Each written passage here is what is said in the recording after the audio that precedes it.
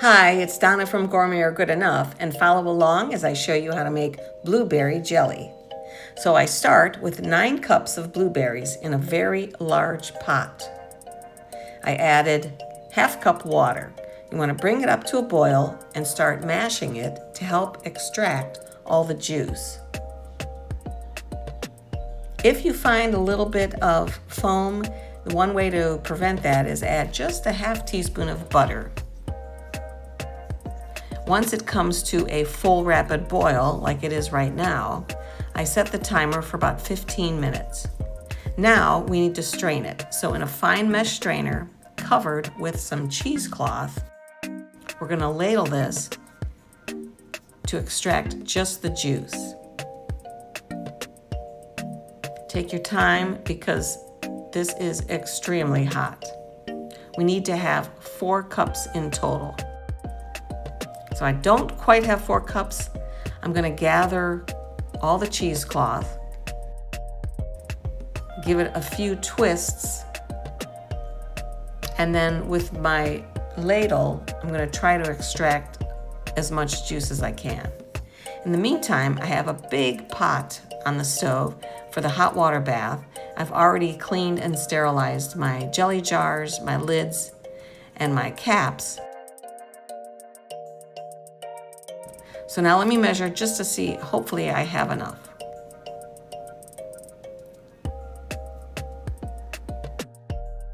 Perfect.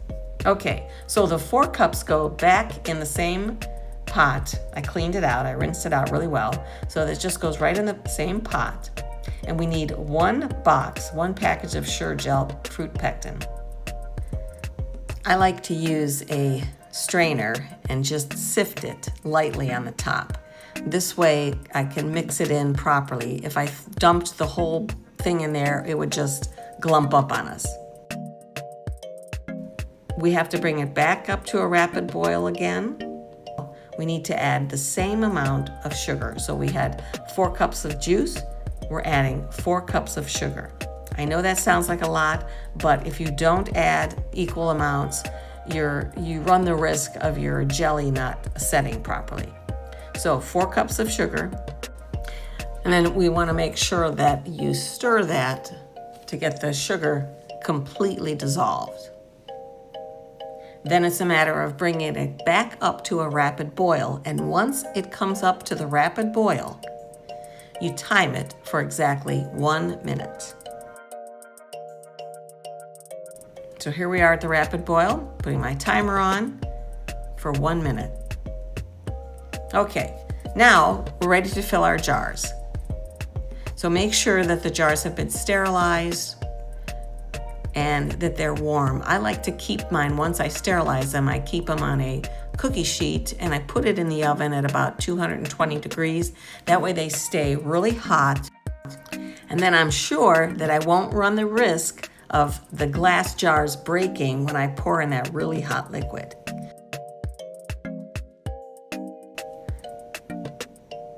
Okay, then it's a matter of filling it to 1/4 inch headspace. And luckily for me, my funnel has an actual measure on the side of it.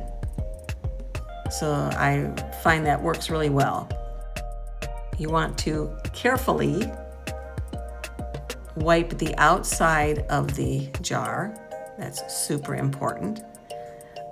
It's important to get the rim of the jar wiped clean, and I like to dip a paper towel in some vinegar. That way it gets it super clean because you want your lid to fit on properly. And if there's any moisture there, you run the risk of it not sealing in the canner, and that could be a problem.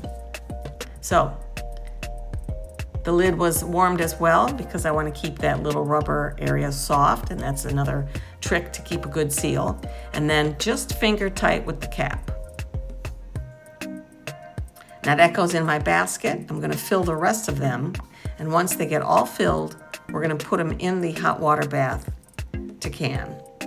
Oh, and let me show you this little trick. So if I have any little bubbles at the top, because that does sometimes happen, I take a spoon, and it's very easy to take just a metal spoon, all the way around the inside of that rim, and it gets those bubbles out of there.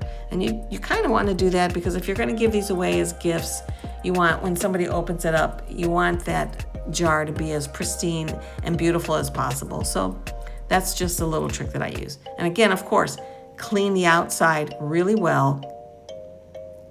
Your lid goes on, and then just finger tight with the cap. Now these are going to go into the hot water bath. I'm going to lower the basket.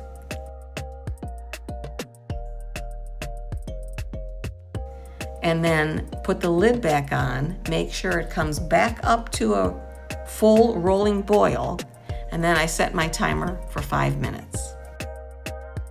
One of my lids didn't seal properly. I can see from here that I did have an issue. So that does happen sometimes. It could be perhaps I didn't clean it properly.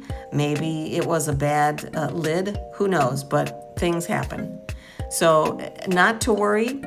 I'll just pull that out and pour off any water that may be collected at the top, put it in the refrigerator, and we'll just make sure we use that up within a couple weeks. Finally, you want to let your jars sit for 12 to 24 hours. Check the seals, label, and store. Thanks for watching. Ciao.